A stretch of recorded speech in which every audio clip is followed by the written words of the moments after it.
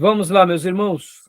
Continuando, estamos no nosso 9º dia de aula de psicologia pastoral, é o último bloco. Estamos aqui trabalhando dentro dos 3 modelos do Larry Crabb, modelos que ele defende como úteis para o atendimento clínico, para a ajuda do aconselhamento pastoral. Estamos falando agora do modelo dinâmico, e iremos falar na última aula do modelo moral e do modelo afetivo. E agora, a gente terminou aqui o modelo dinâmico, e a gente vai abrir vamos abrir aqui dentro do material que eu tinha separado para vocês, que é aqui, do David Meyers, Introdução à Psicologia Geral. Esse é um material que eu indico para os irmãos, né, que forem fazer psicologia. Ele é considerado a Bíblia do psicólogo, tá bom, meus irmãos?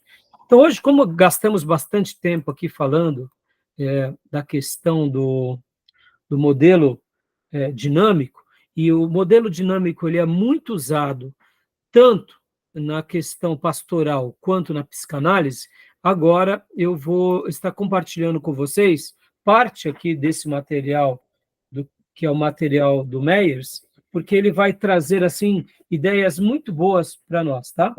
Então, no caso, é o capítulo 16 desse livro. Eu fiz aqui alguns cortes, eu peguei aqui alguns materiais, e olha só, deixa eu abrir aqui para vocês numa letra maior. O capítulo 16 vai tratar desses temas, né? Não está muito bom, irmãos, que eu tive que dar uma escaneada aqui, mas estão conseguindo ler? Está dando para ler? Sim, sim. O capítulo 16 trata sobre as terapias, né? As terapias psicológicas, psicanálise, terapia humanistas, comportamental, cognitiva, de grupos e de família. Aí vem algumas avaliação das psicoterapias.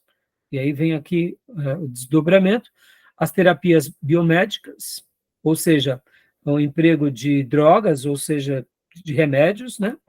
E prevenção de distúrbios psicológicos, tá? E aqui, deixa eu ver aqui, deixa eu colocar aqui na ordem. Agora, isso. Eu peguei aqui, como eu mostrei para vocês, meus irmãos, esse material ele é muito...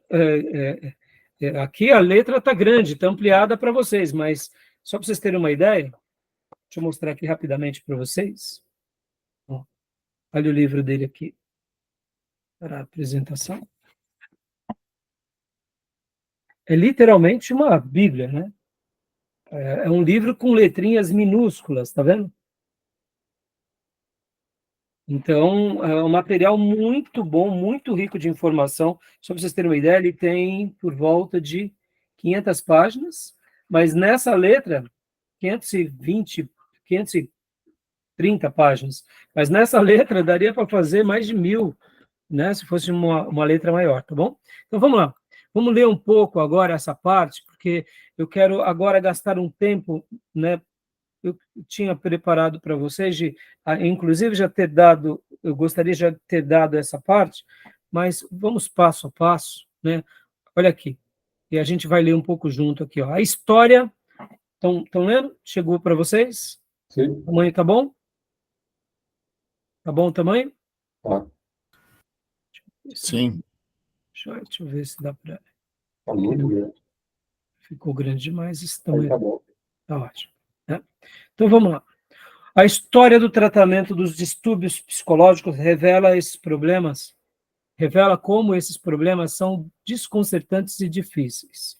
A gente já leu isso na última aula, né? E aí ele até fala sobre Júpiter, fala sobre os gases de Júpiter, mas, ao mesmo tempo, tudo isso é muito difícil, né? Aqui, ó, deixa eu pegar essa parte aqui. Enquanto isso, tratamos os distúrbios psicológicos, nesse ponto, tá, meus irmãos? Com uma surpreendente variedade de métodos. E aí ele cita vários métodos, né? Agressivos e gentis, abrindo buraco na cabeça, etc. e tal. A gente já leu isso também na última aula. A transição dos tratamentos brutais para os gentis ocorreu graças aos esforços de reformadores como Philippe Pinel. Aí aqui, Aí eu pulei. Na França, tá? Então, essas mudanças se deram na França. Eu pulei essa parte, não tirei. E aí vem falando que, inclusive, nos Estados Unidos, Canadá e Escócia, eles defenderam a construção de hospitais mentais que oferecessem métodos de tratamentos mais humanos. Por isso que na última aula eu comentei com vocês sobre nós não julgarmos. Porque, irmãos, tudo isso é uma questão evolutiva.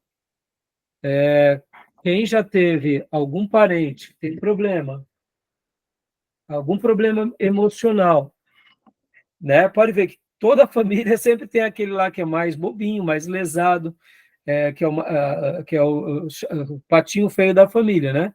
Sempre tem aquele que a gente fala, esse daí tem uns parafusos soltos. Se os parafusinhos soltos já viram motivo de chacota, imagina quem tem problemas neurológicos, problemas sérios. Então, na antiguidade, as terapias elas eram mais agressivas, elas foram evoluindo. Então, agora, olha só essa parte, as terapias psicológicas, né? Quais são os objetivos e métodos de cada tipo principal de psicoterapia e como cada uma aplica a teoria da personalidade que está subjacente. E aí vem agora essa parte que eu quero ler com vocês. Estão conseguindo ver a letra? Tá boa? Tá boa. Então, o que seria a expressão psicoterapia, irmãos? Leia então para nós, Gil. A terapia psicológica. A terapia psicológica ou psicoterapia é uma interação planejada emocionalmente, investida e confiante entre terapeuta treinado com a aprovação social e um sofredor. Franklin, 1982. Só uma pausa aqui, Gil, por favor. Tá vendo? Ele está Ok. fazendo uma explicação do que é, né? Mas, ao mesmo tempo, é uma citação de uma obra, né? E pode ver que aqui ele coloca algo bem interessante. É um terapeuta treinado com aprovação social e alguém que está sofrendo, né? Um sofredor, no caso.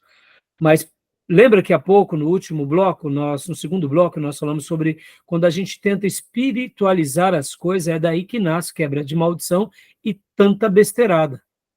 Por quê? Muitas vezes não são pessoas treinadas, e mesmo que sejam, irmãos, deixa eu fazer uma observação, viu? Cuidado com aqueles que vão para a psicologia, vão para a psicanálise, vão até mesmo para essas áreas de estudo mental, e agora estão na igreja e tentam misturar ciência com igreja, viu? Na igreja, quem cuida é pastores, são mestres, por isso que a gente tem a Bíblia. E é por isso que é importante a gente deixar as coisas dentro dos seus critérios adequados. Porque muitas vezes temos um irmão que é da saúde mental, que ele é bem intencionado, mas ele começa a espiritualizar tudo. E aí o pastor não tem firmeza teológica de colocar ele no lugar dele. Ele pode até teorizar sobre certas coisas, mas a igreja precisa ser ensinada por pastores. Aonde? Na palavra, pessoas treinadas. Senão vira essa bagunça que a gente muitas vezes vê, né? De espiritualizar as coisas, né? Tá bom? E, Gil, continua para a gente, entre os... Por favor, Gil. Entre os 250 ou mais tipos de psicoterapia, Parloff, 1987, vamos considerar os mais influentes. Derivam das principais teorias da personalidade da psicologia, psicanalítica, humanista, comportamental e cognitiva. Também vamos examinar o uso dessas técnicas em terapias de grupo. Pausa aqui, Gil.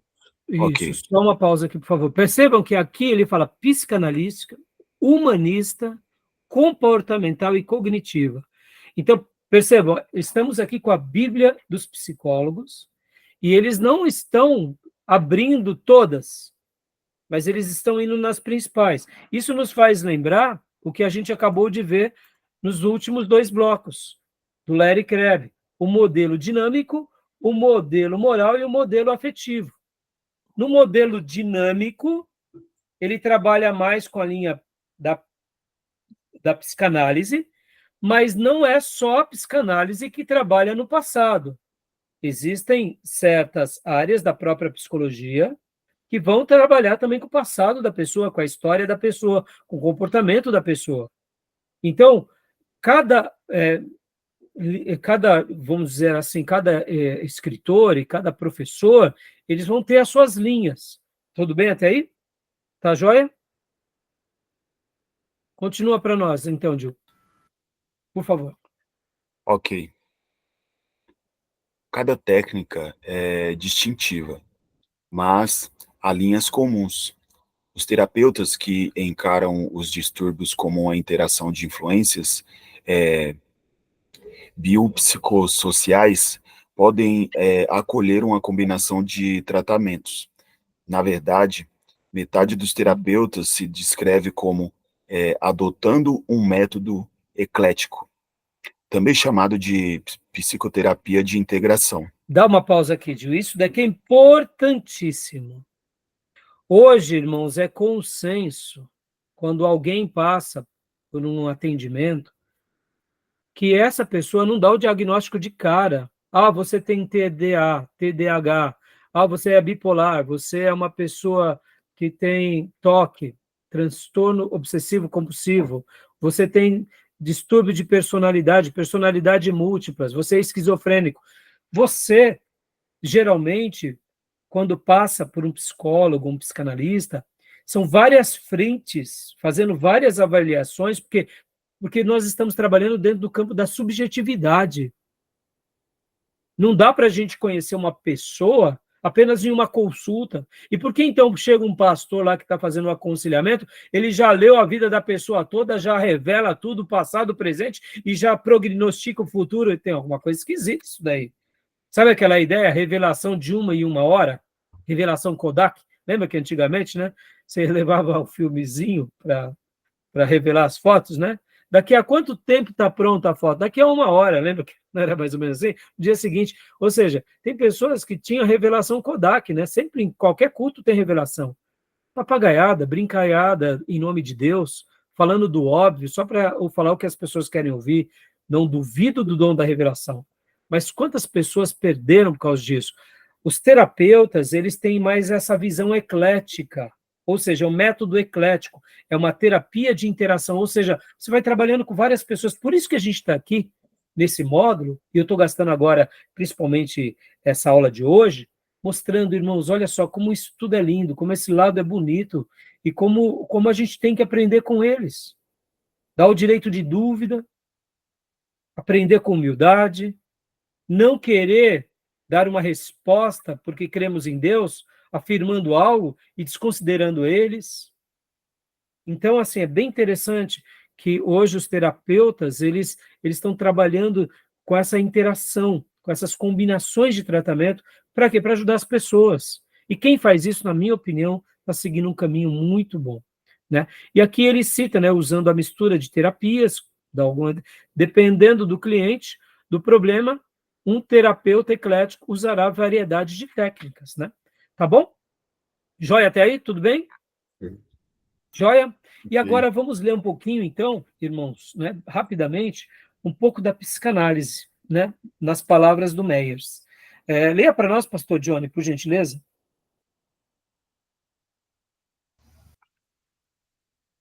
Sem dúvida. Por favor.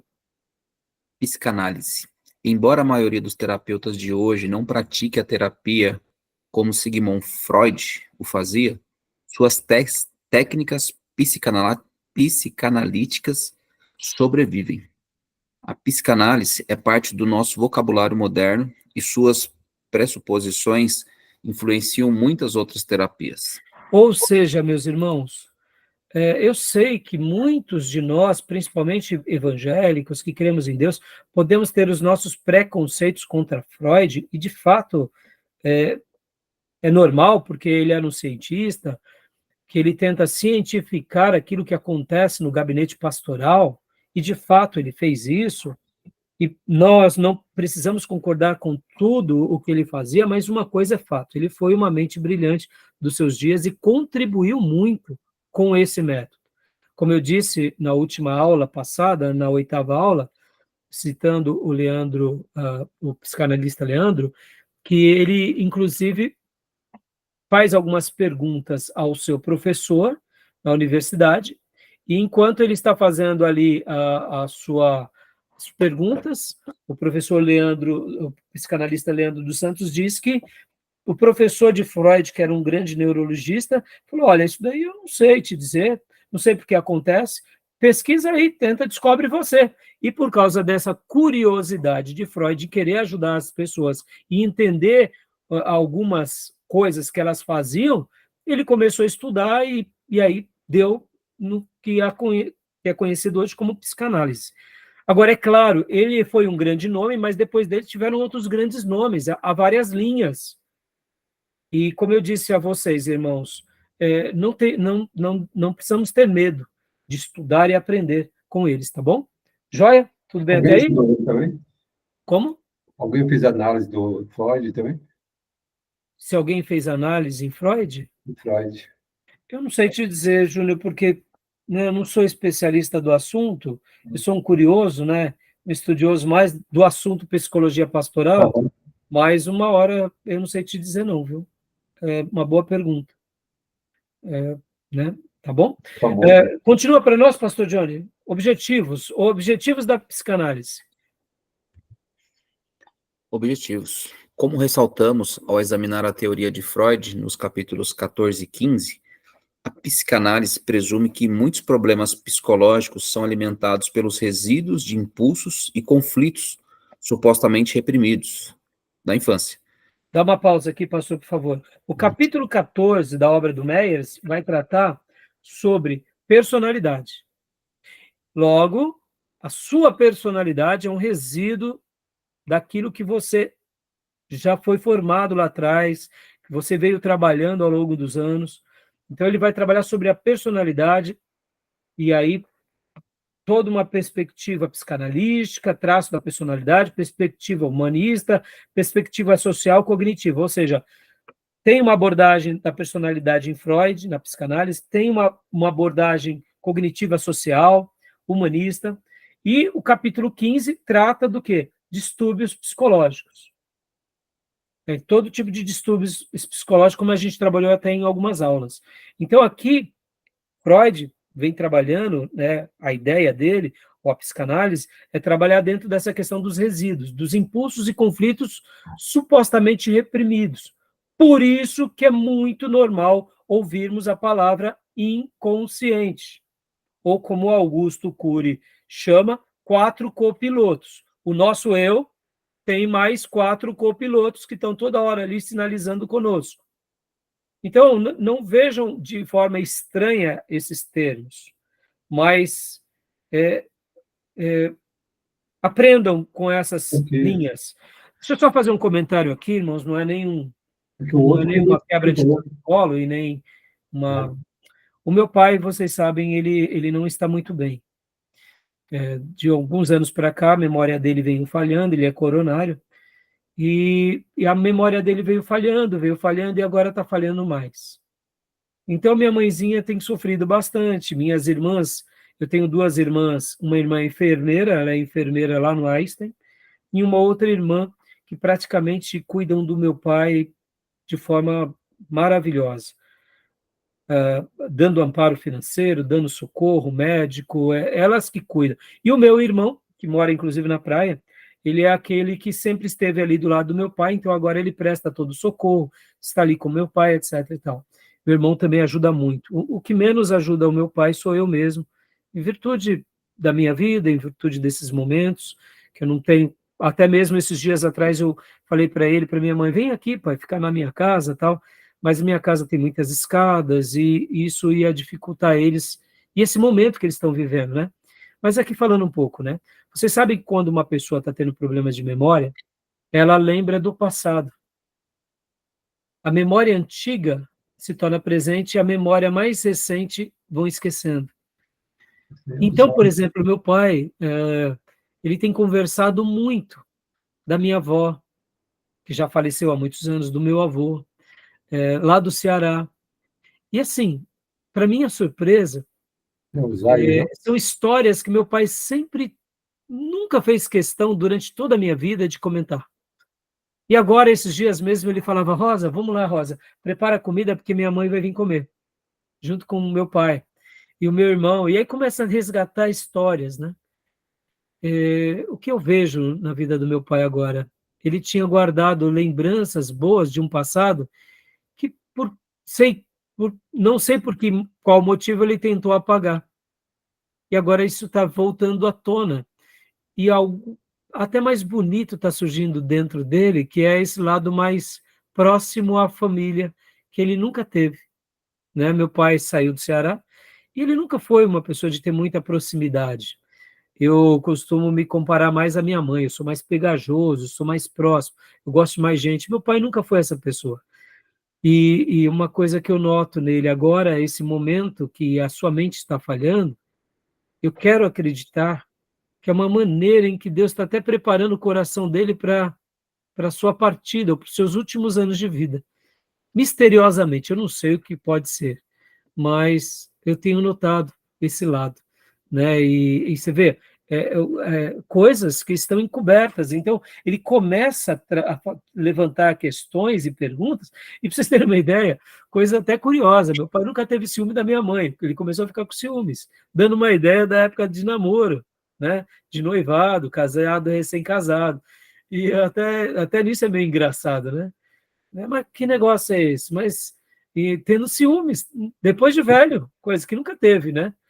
Então, você percebe como que nós temos esses resquícios, e isso tudo está no nosso inconsciente, irmãos, que quando vemos e avaliamos, a gente vai se deparando, né?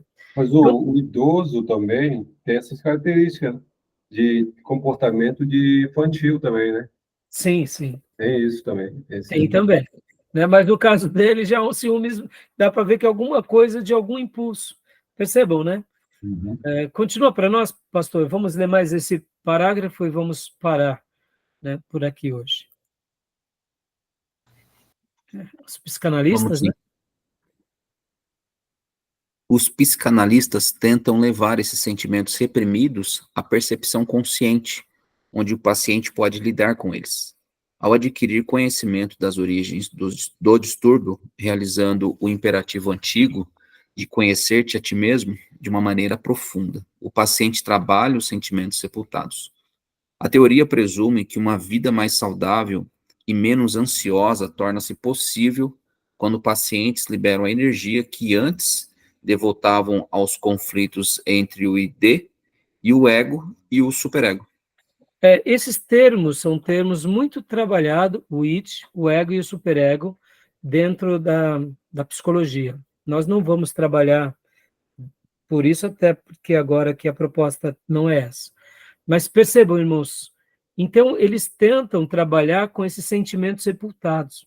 Deixa eu dar um testemunho aqui bem rápido para vocês. É comum, muitas vezes, minha esposa estar ajudando algumas irmãs ou irmãos nos seus momentos de aconselhamento pastoral. Vocês sabem disso, ela é psicóloga formada. E tem hora que eu vejo que ela usa muito disso. Por exemplo, uma pessoa que está tendo por exemplo, ela é uma pessoa que tem um trauma muito grande em uma área porque sofreu na sua infância.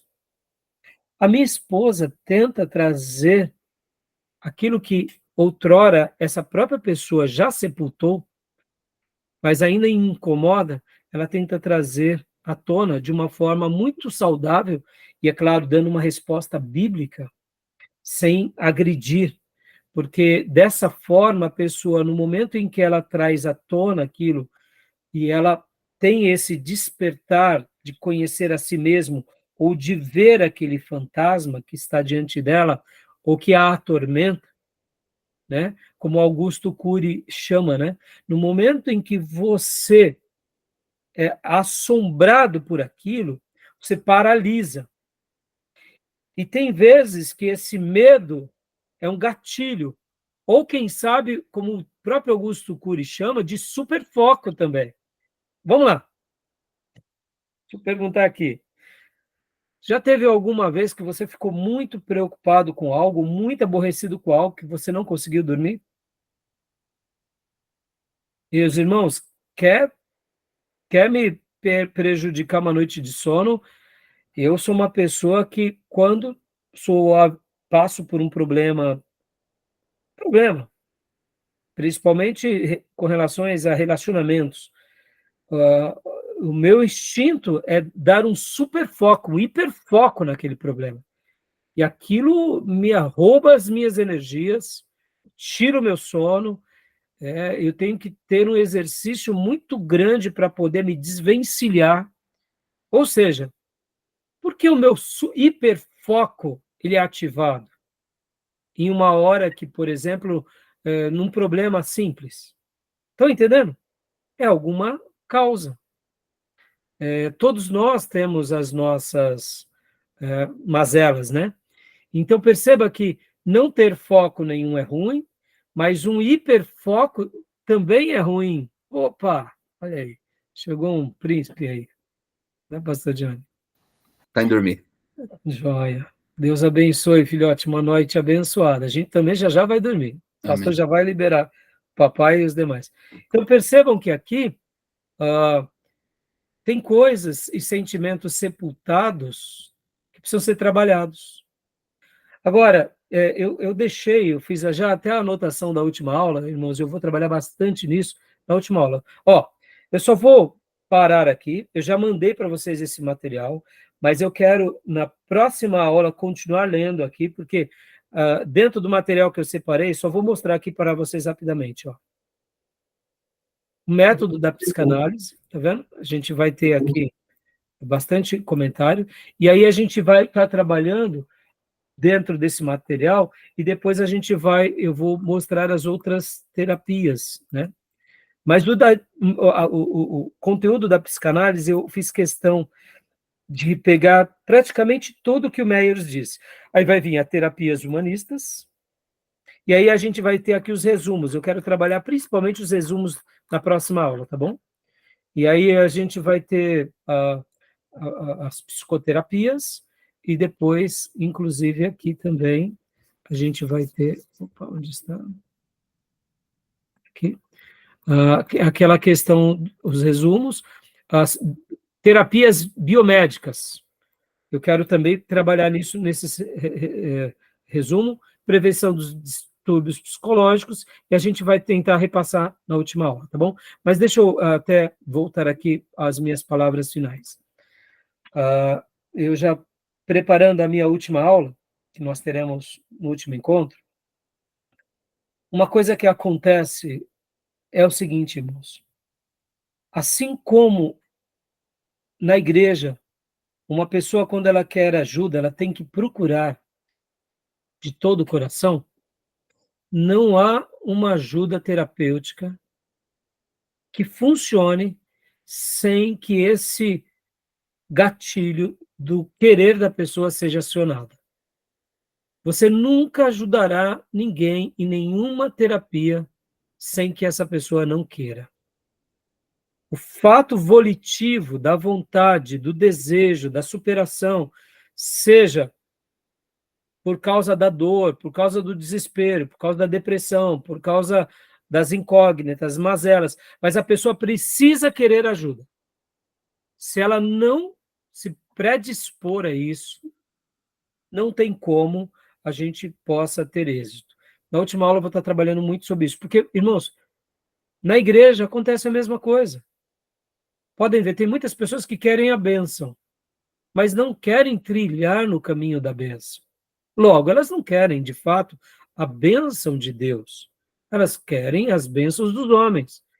Mas podem ver que toda pessoa que cresce diante de Deus, desenvolve os seus dons, ela está predisposta a buscar a presença de Deus, a buscar a Deus de todo o coração, a pedir ajuda na igreja, interagir com os irmãos, desenvolver os dons, ou seja, as vontades são liberadas nessa hora.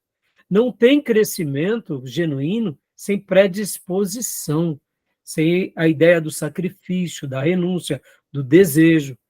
Então, por essa razão, a gente divide a igreja em dois grupos. Aqueles que fazem parte de uma multidão religiosa e aqueles que verdadeiramente se tornam discípulos e alunos e crescem. São totalmente diferentes. Na questão das terapias, acontece a mesma coisa. Muitas pessoas estão dizendo que quer a cura, mas não querem, de fato. Porque lembram daquele paralítico de 38 anos que ficava lá no tanque de Betesda? Jesus, quando disse, o que queres que eu te faça? Você quer ser realmente curado? É porque ele não queria, durante os 38 anos, porque a doença para ele era a razão pelo qual os outros o admiravam, davam as suas esmolas. Então, o que temos de pedintes dentro das igrejas, ou até mesmo dentro dos gabinetes pastorais, ou dos gabinetes psicológicos, são imensos. Eles não querem a cura, porque a doença para eles é a razão pelo qual chama a atenção de todos. E a gente tem que identificar isso. E a gente, né, diante de tudo, a gente só vai ter êxito, de fato, com essas pessoas. Né? E eu falo isso sem medo de errar, porque Jesus faz um convite, né, para todos nós. E pode ver que o convite dele é sempre presente, mas a gente tem que ir a ele e tem que ter o desejo de trocar o fardo.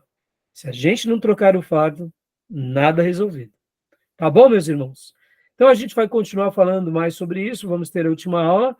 Tentem pegar nessa última aula terça-feira, porque logo depois da terça-feira sendo a nossa última aula, vem a prova, e a gente fecha esse módulo, e quando voltarmos em agosto, a gente vai ter a matéria Psicologia Pastoral, ou melhor, Teologia Pastoral.